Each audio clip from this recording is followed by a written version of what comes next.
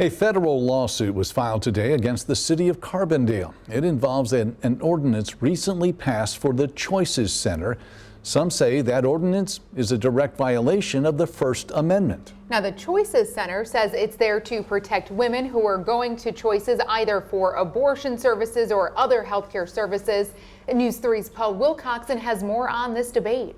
The idea that somehow we could restrict this type of speech in front of these kind of facilities has always been an insult to our constitutional order. A federal lawsuit was filed Tuesday in the hopes of getting a city ordinance deemed unconstitutional. With a room packed full of citizens opposing this ordinance, the city council had to beg anyone to speak in favor of this unconstitutional and anti-American bubble zone. The Thomas More Society is a national public interest law firm based out of Chicago.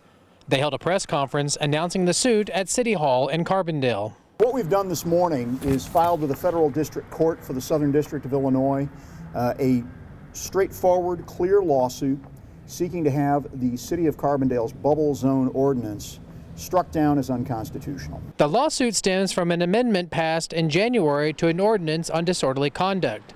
Officials with the Coalition Life argue the new provision violates their First Amendment rights. But in terms of the Constitution, you can't stop the citizens from speaking and working and interacting, and in this case, offering an alternative, a real alternative, to women who are at risk for abortion, because they have a right to hear, to speak to, and to be ministered to by those that are not trying to sell them an abortion. Choices Carbondale Center and Alamo Women's Clinic of Illinois are two clinics that provide women access to abortion, with the third being built by Planned Parenthood.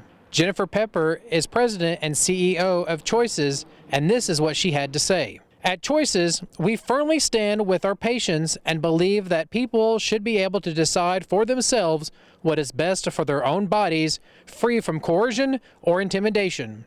Peppers goes on to tell News 3, the action of individuals stationed outside of clinics to confuse or intimidate patients go against the principles of personal freedom and respect for human dignity that are the foundation of a just and inclusive society.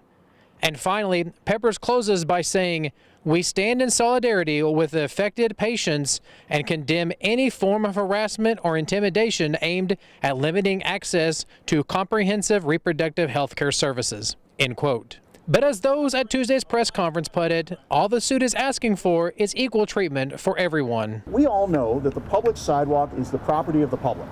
You can hand out leaflets if you want, you can preach, you can do whatever you like. Now a judge will decide on the issue, but for those bringing the lawsuit, the hope goes further. To be clear, the people of Southern Illinois do not want these abortion facilities. Reporting in Carbondale, Paul Wilcoxon, News 3.